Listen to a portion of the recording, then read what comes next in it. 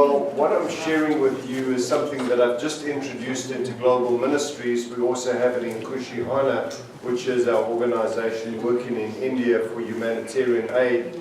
And I'd love to see it introduced into the Love Center Church. I'm not personally doing this, I just found it and I brought it into my ministry, so I want to be clear. I'm not trying to promote something that is, for me, it's just something that I've learned. There are many charities using this tool, this app.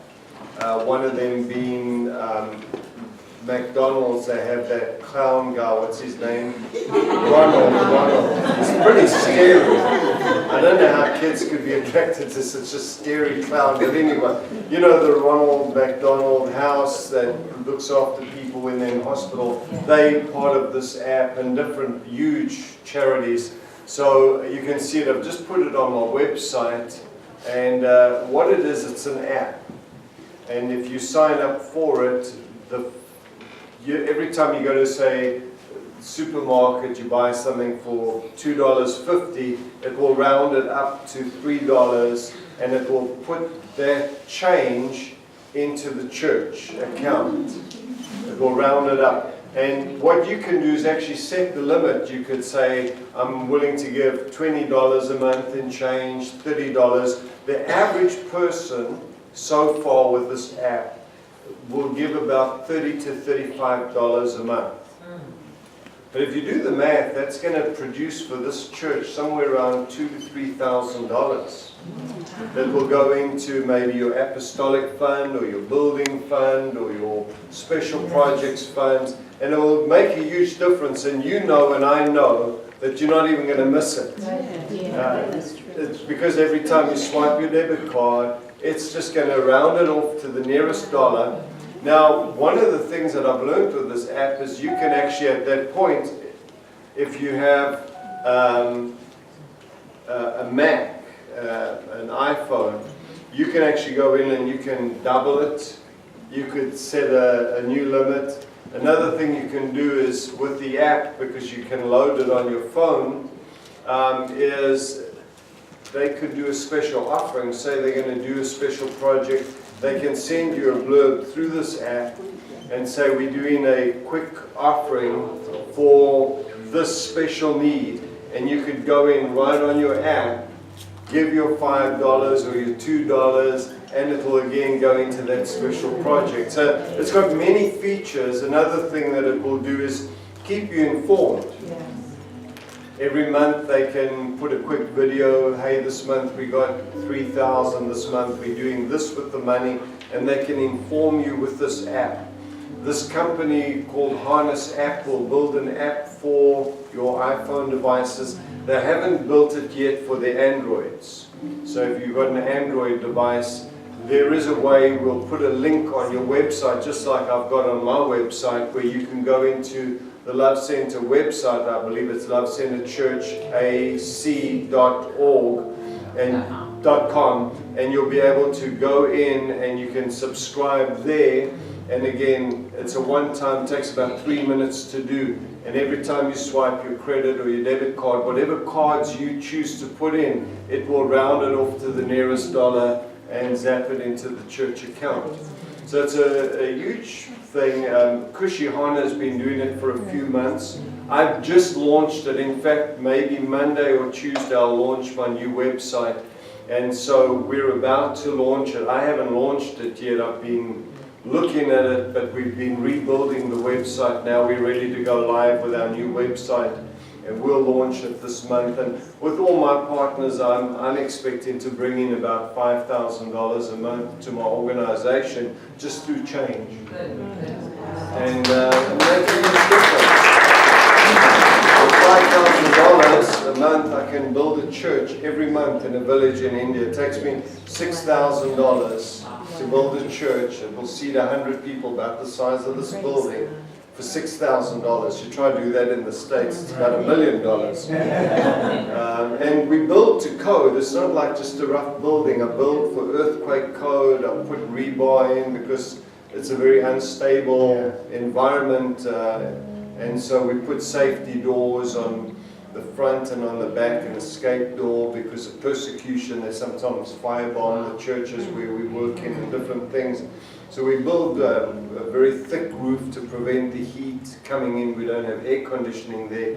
We put huge windows and the air can come through. And I do it for 6,000. So with my app, I'm probably going to be building a church. There's 40,000 villages I'm working in. And there's about 20 church buildings. And so I've committed wherever I plant a church, I'm going to build a church.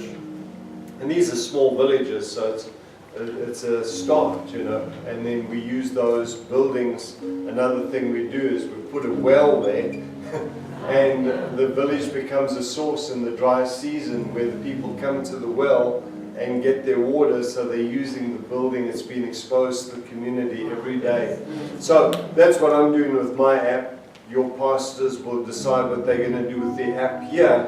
But I think it's a great tool for the kingdom that you're not even going to miss your change. So let me pose a question. How many of you would be interested in such an app? It's easy. So the pastor will give you information. As soon as we get it launched, I'm going to get him connected with Harness. He'll do the paperwork. You're going to send your logo. They're going to build you a special app, the Love Center Church app, which is going to look cool on your phone. You're going to have it. And that's it. And it takes about 3 minutes to sign up. So it's going to be a very easy process. And I believe it's really going to help the economy of this church. You're going to use your change, zero it, and it's going to be a blessing. So that's a little bit about this. In terms of safety, people say to me, well, what about there's so much hacking into accounts. The Harness app actually doesn't have your information. Your church will have the information, and even that is to the bank. That's it. So no one's going to be spamming you or hacking you.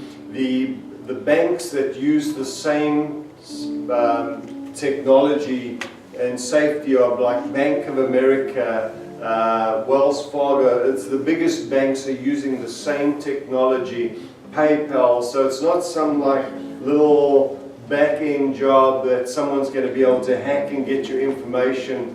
This is high encryption, the highest possible encryption. These guys have spent millions to develop this security. I know because they're my friends, and I know what they've invested to develop this app.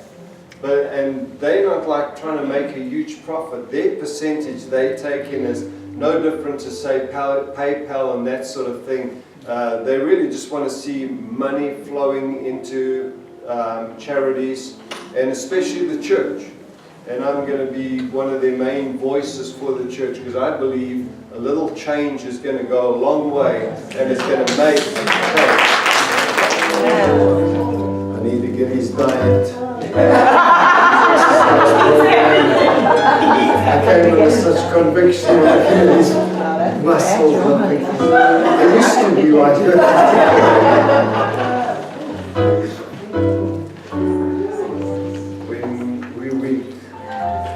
We are strong, because our strength is from the Lord. Let the weak say, I am strong. Let the poor say, I am rich. Let the sick say, I'm healed. Because of the cross, because of the blood, because of what is for us. We live as mere men. We live as saints of the Most High God.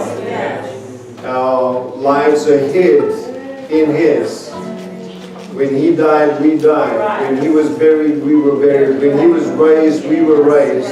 We don't live with the gravitational force of this world, but we're seated in heavenly places in Christ Jesus, far above all principality and power, circumstance, and the things that assail our lives, because He is our God. Hallelujah. Praise the Lord. What a joy to be with you tonight and this morning, and then tonight we'll be at another church, and then tomorrow we have a special talk show where I'm going to be fielding and answering questions. Some of them have been prepared for me. They're all very easy to answer. I didn't need them in advance, but thank you. They very good questions, and then we're going to open the floor for discussion. People are going to ask me questions about leadership, about life, about ministry, about how I conduct my life, my home, the balance that I bring into it. So it's going to be a very interesting time, and we'll certainly open it for the word and ministry as well. So I'm looking forward to tomorrow night with you between 7 and 9, and then Tuesday we'll be at a different church, and Wednesday, and you have the flyers for that, so I'm not going to announce it. But I want to get straight into the word and share with you. We'll be back again at a different church tonight at 7, so I want to give you time to rest. But I do want to impart the word to you. The Bible, the very first words that are recorded that God spoke are significant. And most of you will know it from Genesis chapter 1 and verse 3. The first words that God said was not, let there be joy, let there be peace, let there be health, let there be prosperity. He said, let there be light. And in fact, the Hebrew is very interesting. It literally means light exists. Yeah. And God, who is light, said, let there be. And of course, you all know it, 186,000 miles per second, or 67.1 million miles per hour, light came into a chaotic realm, and as God spoke, the Spirit moved, and disorder became order, and life came, because life can't exist outside of light. For light to be, it means life exists. And so I want to speak about the power of light, and God's light in your life and your light in this world, and how to receive. In 1 John chapter 1 and verses 5 to 7, it says, this is the message that we have heard from him and declared to you, that God is light, and in him is no darkness at all. If we say that we have fellowship with him and walk in darkness, we lie and do not practice the truth. But if we walk in the light, as he is in the light, we have fellowship with one another, and the blood of Jesus, his Son, cleanses us from all sin. And so we know that we are to not only receive the light, the entrance of God's word brings light, revelation, understanding, and then the chaos and the disorder in our lives is brought into order. And so we not only receive the light, but we are to walk in the light. And in this light, in this transparency, in this honesty, we can have pure fellowship with one another. And even in that place, in our imperfections, they are cleansed by the blood of Jesus. It says in Ephesians 5 and verse 8, for we were once darkness, but now we are light in the Lord. It doesn't just say you have light, but he says you are light. Walk as children of light. When the Bible says walk in love or walk in light, what it literally means is conduct your lives. Your walk is your conduct. Conduct your lives as children of light. I can think of many scriptures that come to mind. I mean, there's just a huge amount. I wish I could get through them all. But Isaiah 60 and verse 1 says, arise, shine, for your light has come, and the glory of the Lord has risen upon you. And then it goes on to say there'll be deep darkness on the earth. And we are indeed living in a time of great darkness. Yes. In fact,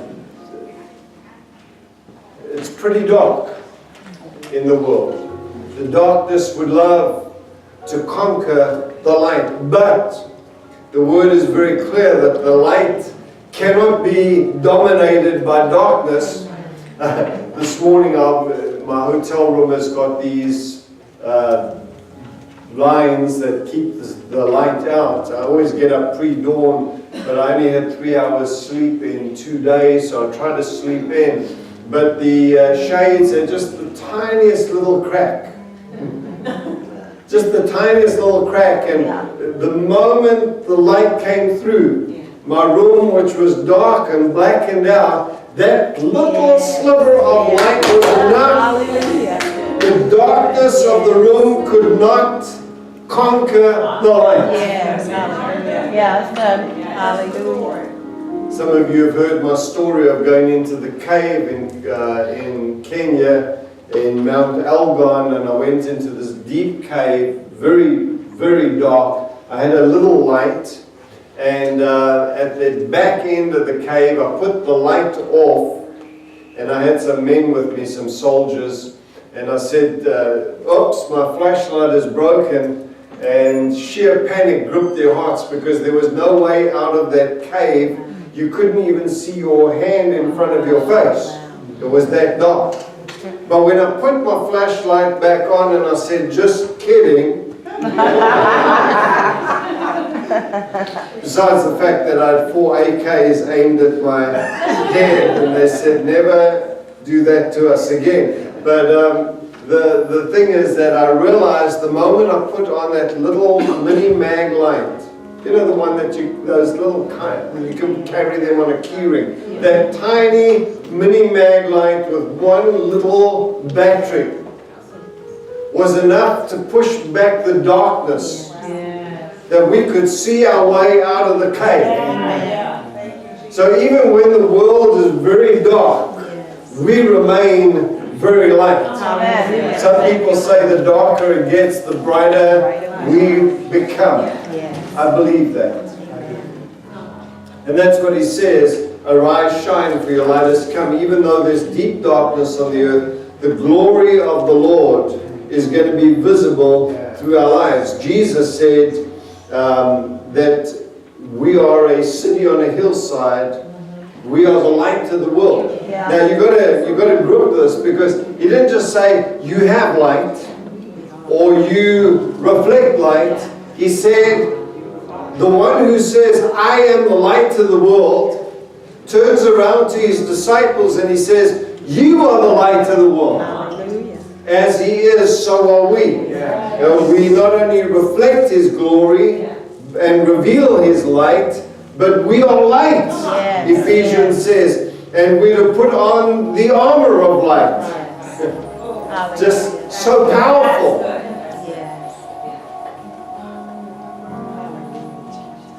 He says you don't put your lamp under a basket or you hide it, but you let it so shine before all men that they may see your good works and glorify your Father who's in heaven. So light must be revealed. It can't be hidden. And then in 2 Corinthians chapter 4 and verse 6 it says, for it is God who commanded light to shine out of darkness. Genesis 1:3.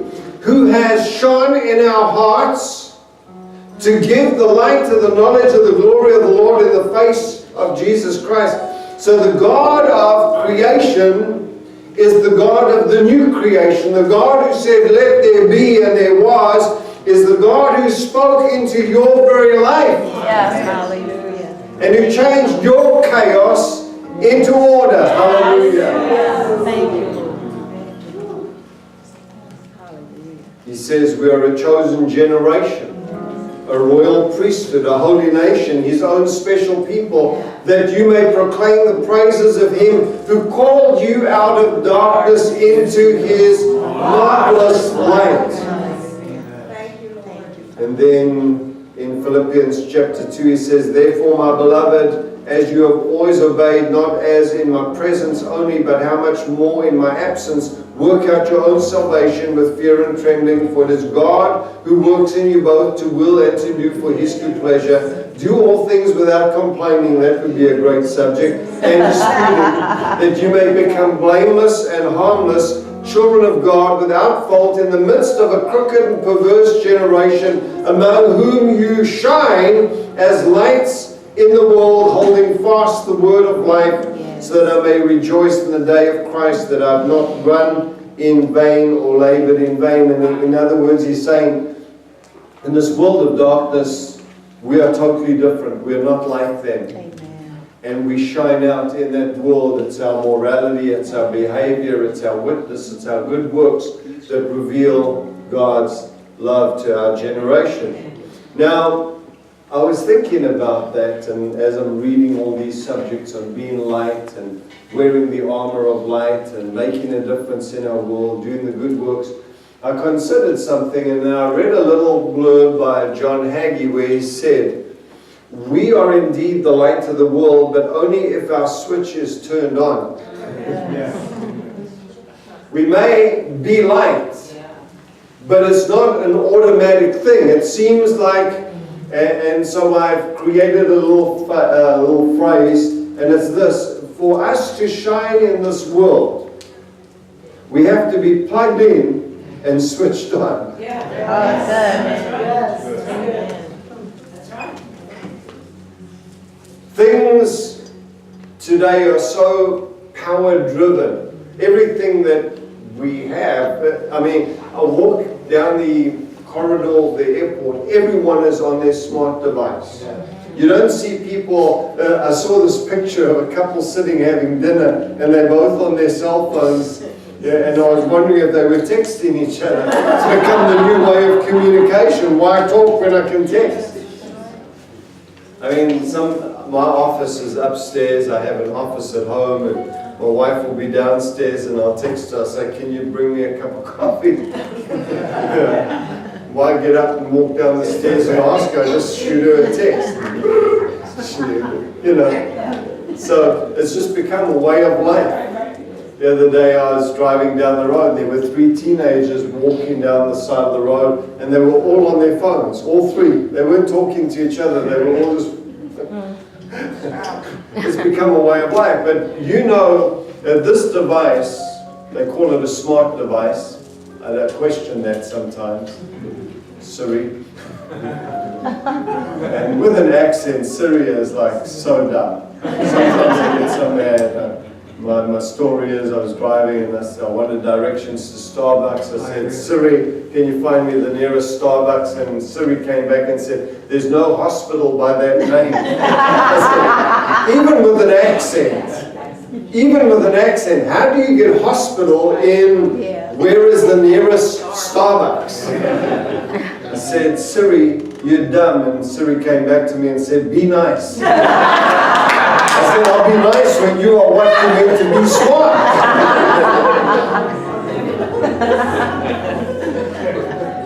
But this, without being plugged in and switched on, becomes a useless device.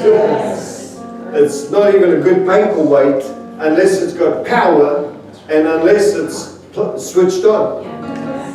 And our lives are like that. We've got to be plugged in and switched on. Some people would say, "Leon, you're a geek." Now, geek is not a nice word because I looked it up. I never knew what a geek was. I was called it and I wanted to look it up. It means to be socially inept. I thought, I know I'm not that great at relationships, but I'm not bad. But then it has further descriptions, and it is people that are really absorbed into technology and they live their lives. And you know, I am into that. You know, my hotel room at night is like an airport because I carry 2 iPhones. They're both plugged in. I've got 2 earpieces. That's plugged in. I've got the wire earpiece with noise cancellation. That's plugged in. I've got my iPad. That's plugged in. I've got my notebook. That's plugged in. And I have my iPod. That's plugged in. And then if I'm traveling with my cameras, they plugged in. And as you know, they all have little flashing lights. And so one day I opened the blinds to look outside, and the plane came in thinking I was over here. No, this is the airport.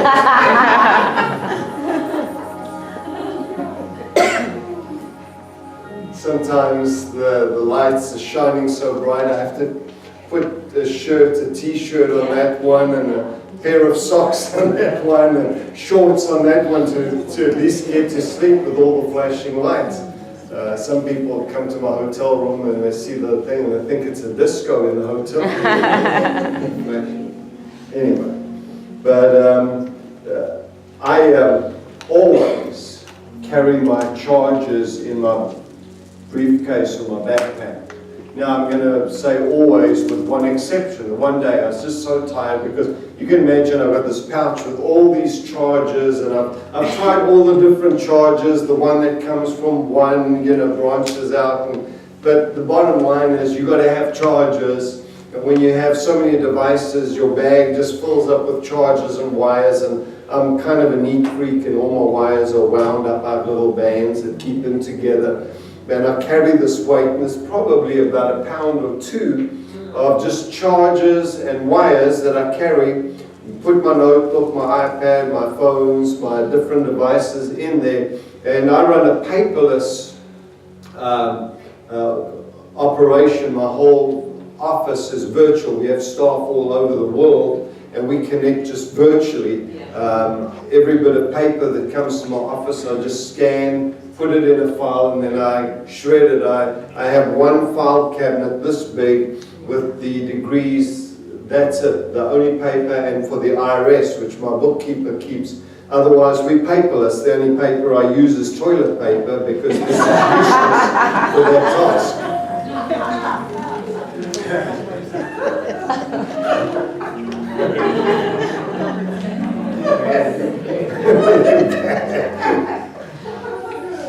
People ask me for a pen, I don't even have that. I have one of these. That's it. We don't carry pens, and that's our world we live in, and it's going to get more and more like that. I mean, you print flyers and hand them out, but there'll come a day when you're not even going to print flyers because people don't want to carry paper around. Just text and Instagram and do attachments. That's the world we're living in. Yeah. I mean, some devices don't even have the disk drives anymore. It's something of the past. You just send a file. It's a MP3 or MP4, and that's our world we live in. But that world has one problem. If you don't have electricity, That's right. and if your devices aren't charged, they are useless. That's right. So I always carry my cables in my backpack because without those things, my devices become useless. And I say always with the one exception. One day, sometimes you really got to listen to your heart. It's like we stopped at Starbucks, and in my heart I heard, take your wallet because the technology is down. So I just grabbed my phone, I've got a little scanner. I go into Starbucks, I don't even carry a credit card. I just scan, tink, and it put your tip in and it rounds it off and does it for me. Isn't technology just great? But when it's broken, it's broken. Yeah. So Pastor Wong had to pull out his credit card and pay for our coffee yesterday, which was part of the plan. That's why Lydia he can pay.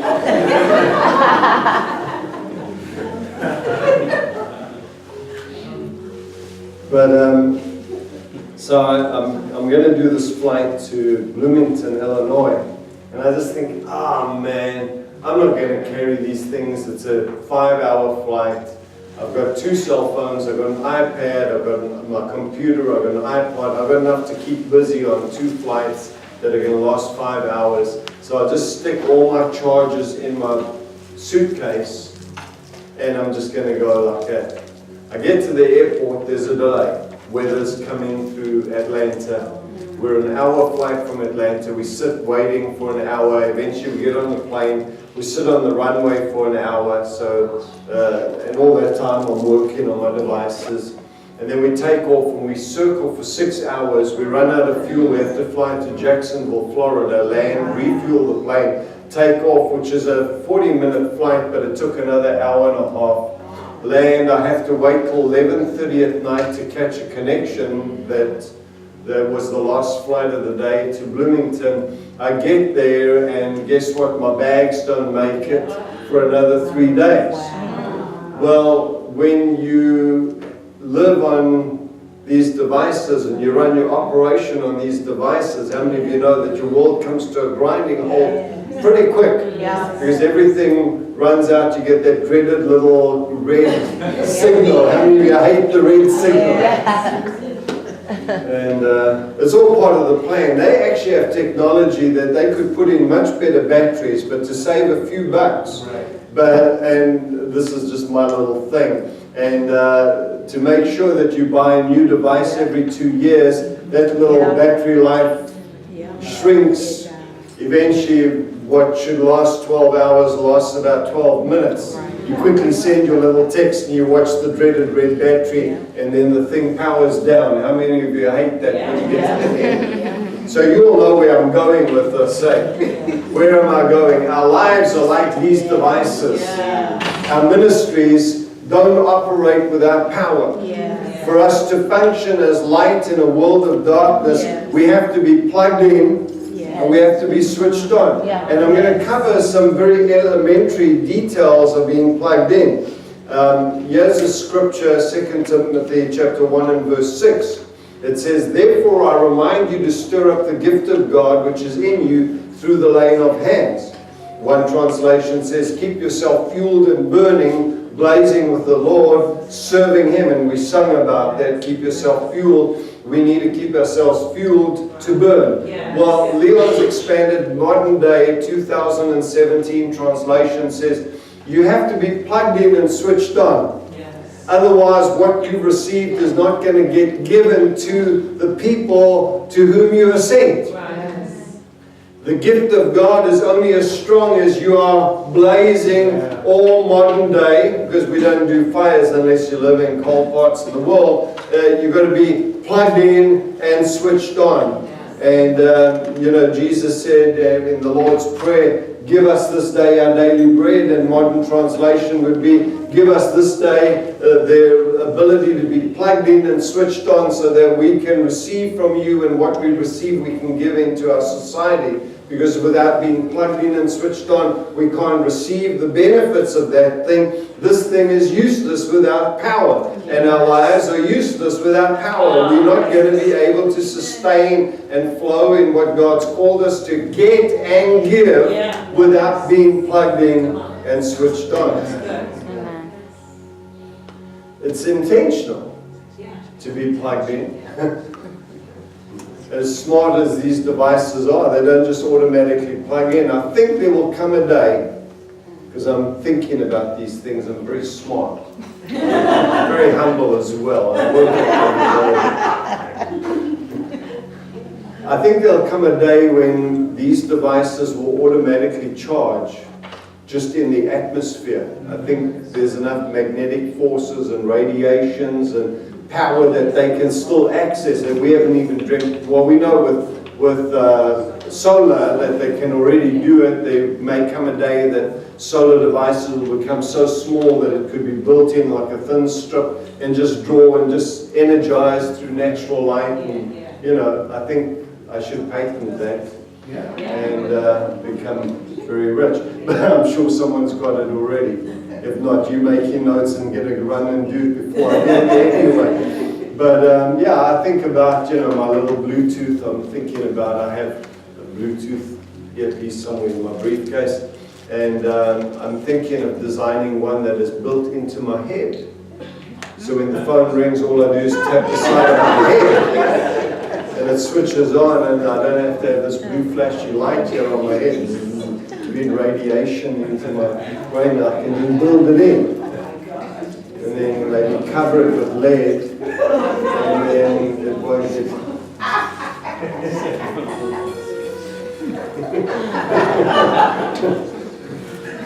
But technology is brilliant, but it has its limitations, and our lives are brilliant, but they have our limitations in that to be able to function, we have to be plugged in. This is very foundational, but I think a lot of Christians are not staying plugged in and switched on. And so they're running on a very low charge, or as I think the Eagles and Jackson Brown said, running on empty. You can't run on empty. Your car has to be fueled to function. Our lives have to be fueled to function. And I think a lot of Christians get so busy, caught up in every day, that we're not intentional about plugging in. Yeah. And forgive me, Sunday morning church is not enough to be plugged in for a whole week. That's why Jesus said, give us this day our daily bread. And the Israelites had to gather manna for the day. They had to gather it every day for the day except for on the Sabbath. Otherwise, they had to get it every day, because if you don't press in for that day, you probably will neglect your spirit man. Another thing I've learned with these devices is they not only have to be plugged in and switched on to work, but they have to be constantly upgraded. This morning I woke up and I had 15 updates for my iPad. Now my 15 in one day. And in fact, on the hotel internet, I couldn't even do it all in one go. I had to do each one individually to update this thing. And you find if you don't update it, what happens is it starts to get sluggish. And they get, I don't know what happens, but they don't work the way they're meant to work. You hit it, and eventually you want to put your finger through the screen. It's like, have you ever watched old people? No offense to old people, because I'm 65, he's 67, he's my senior. But have you ever watched old people on their smart devices? They hit it so hard. Like, no, you just actually have to touch it. And probably the reason they're hitting it hard is because they're not updating. And so our lives are like that. We have to be updated as well. Because even though God is eternal, what He has done, He sometimes does differently for different seasons, times. And if we're not upgrading our lives, being plugged in and switched on, we'll probably become spiritually sluggish as well. When you go to upgrade these devices, it again is intentional, just like plugging it in is intentional, going to the thing, switching it on is intentional, updating is intentional. In fact, when you update, you have to hit on it to give it permission to do it. It's not automatic unless you've built it in. And our lives are something like that. You know, most times you have to hit a little agree button. You know, do you agree? And then sometimes it will ask you for a pin or whatever. I like to call that the agreement of faith. You know, you have to agree. You have to be intentional and you have to agree. And then when you hit it, on the apple, it's got a little circle and it starts to go around. You see the blue line going, blue, blue, blue, blue, blue, blue, blue, blue, blue. And then now it works and it says open. And our lives are like that. Sometimes you have to press in, and it takes a bit of time to get the download to upgrade your life. It's not all automatic. And so I've coined a saying, in order to press on, you have to press in. And then sometimes you don't just have to press in, you have to press through, because there are barriers, there are blockages, there are obstacles that have to be removed. You can't press on with the vision, with the call, with the anointing without pressing in. And then sometimes you have to press through those obstacles, those things that come to clutter our lives, to slow us down in the task. Many Christians are running on empty. They're living on old manna. They have no fresh revelation in their heart. They consumed what they had, and what they've got is the memory of what they had. And He is not I was, and He is not I will be. He is I am. He has to be a present tense reality in your life. So true. Amen. I used to run an organization in Africa called Speed the Light Ministries. It was quite funny because South Africans can be so dumb.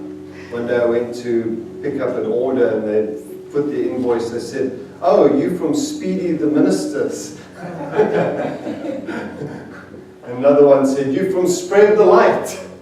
And another one said, "You are Speed of Light."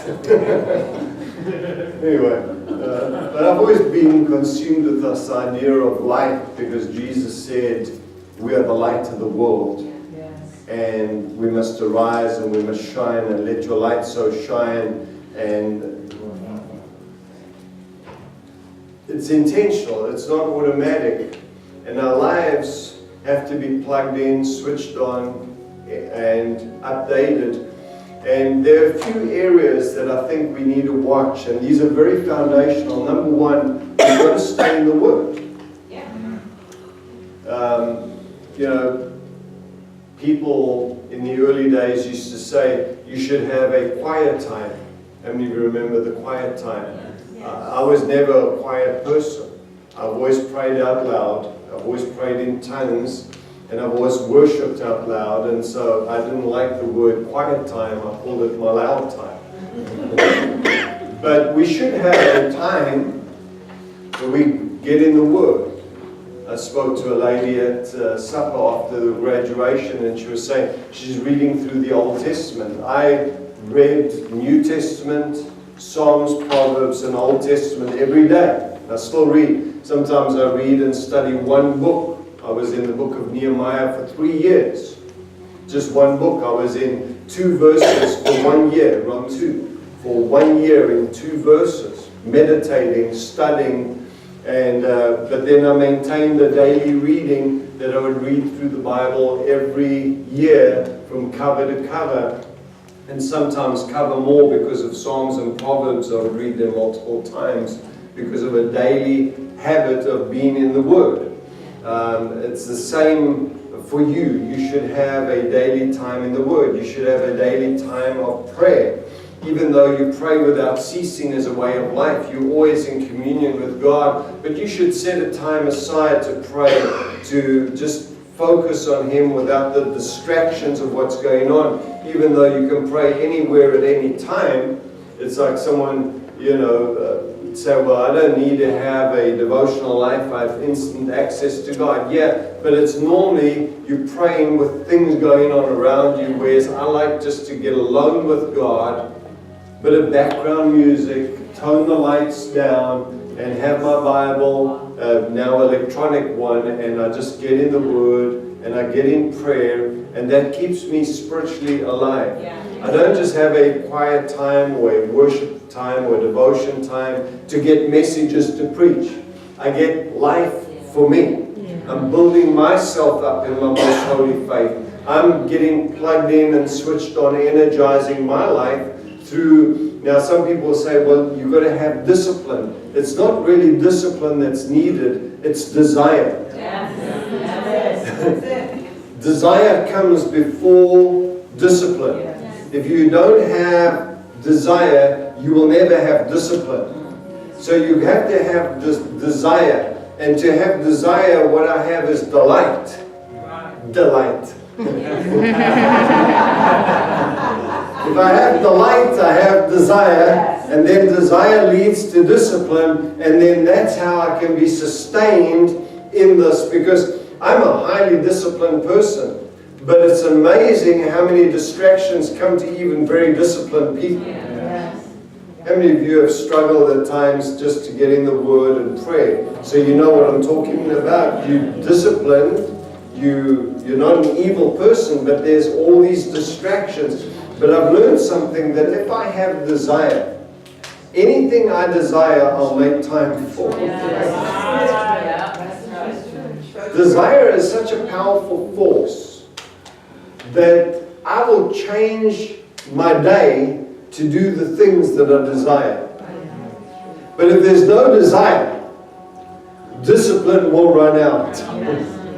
So plug into the Word, plug into prayer, and then this is very basic, but it's being opposed and untaught these days, is you need to be plugged into the church. Hebrews says, not forsaking the assembling together. as has become the habit of some. And a lot of their relatives are alive on earth today. They are not plugging in. Do you remember when you were first saved? You would make sure you got to church. Why? Because you had the desire. Now, for me, coming to church is not just to get an infusion, to get plugged in, to get a download from God. I'm coming primarily because He is there. He said, where two or more are gathered, there I am. Now, if we put up a billboard amongst all the ones for the casinos and the restaurants and the entertainers on the way in, and we said Jesus will 100% be at the Love Center Church on Sunday morning, and He'll be operating in great power, and your life is going to be touched and changed. And He's the same yesterday, today, and forever.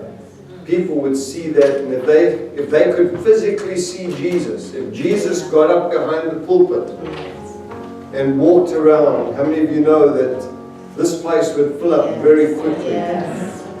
Well, the issue is we don't see Jesus with the eye of faith, because we walk by faith and not by sight. And because we don't see Jesus, we start to take church for granted, because we think it's just an organization, it's a part of our culture, it's part of our tradition, and we're not coming for Him, we're just coming out of a sense of loyalty. We're not focusing on Him. When we worship, we get into the songs, but we're not actually seeing behind the songs the throne. We're not joining the anthems of heaven, the existing worship. We just go through the motions. We dance the dance, we clap the clap, we shout the shout. We go through all the motions, but the heart of faith is no longer in Him. Well, eventually the novelty of church will wear off. And so then you've got a family event, you've got this thing, stuff comes that will distract you. However, if we really, really believe Jesus was there, and He is, but you see, I think that ability to see Him has disappeared in many lives. And you know, when the writer of Revelations, John, wrote, and he said, you know, you've lost your first love. And he says, go back and do the things that you used to do. One of them is go back to church. Get back into the Word. Get back into giving. Get back into serving. Get back into the things. Because when you were doing those things, you were on the cutting edge. But your life has become blunt. It's become dull. Or the power has gone out. You're not switched in. You're not plugging in. And so you're operating on memories. You can't be sustained in vision by memories. You've got to do it. It's a verb. You've got to do it. You've got to be plugged in, doing. You've got to be switched on, doing. You've got to be downloaded, doing. It's stuff that you're intentional about. And so we've got to be plugged into these things. We've got to be plugged in to not just coming to the meetings. We've got to be plugged into the life of the church, because it's more than the meeting. It's the family. It's being connected. It's being involved. It's being engaged in these things. And I know it's so foundational, but I've learned this, that many people forget about the foundations. And it's like that song, you can't build on the sand. You've got to build on the rock. Because storms are going to come, and storms come, and then the houses fall, and they say, well, this stuff doesn't work. It does work, but you've got to be on the foundations. And many people have neglected the foundations, the things that make us strong. The superstructure is not how thick the walls are in the superstructure, it's how deep the foundations are, how strong the foundations are. And these being plugged in and switched on are really elementary foundational things. And yet people, even seasoned people, struggle with these foundational things. And they wonder why they're not operating at full potential and seeing what God has promised happening in their lives, is because these things are being neglected. So my closing thoughts are: stay fully charged.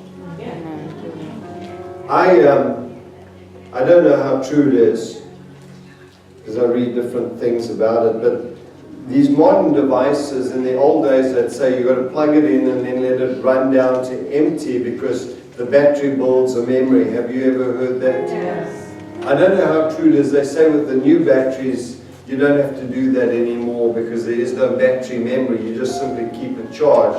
And so what I do is when have a point of access, I'm plugging in my device, I keep it at 100% as much as possible. And so that when I do have to step away from the power, it has power. That's right.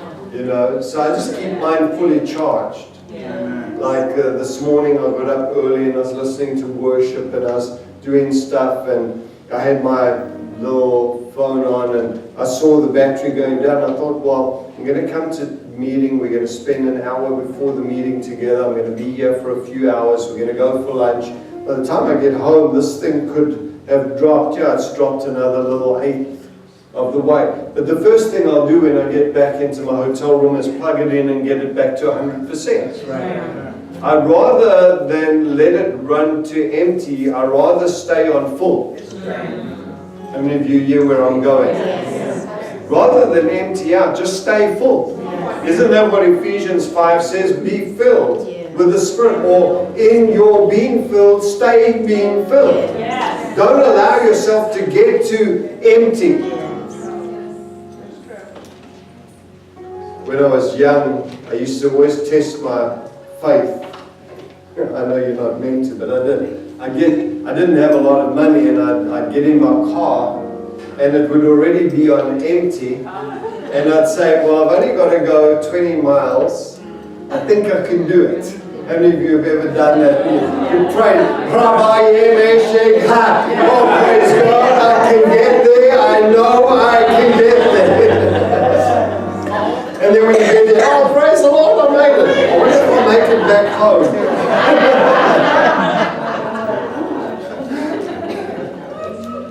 So I never, because I was into faith, I never called the E on the little fuel gauge empty. I called it enough. It was never E for empty, it was E for enough. So I've learned I'm not going to let it get to enough. I'm going to be filled. I'm going to stay tanked up, filled up. I'm going to press in, I'm going to press through, I'm going to press on, and I'm going to be switched on because this device is useless switched off. This device is useless without power. Our lives have to be switched on, plugged in. Let's stand, let's pray.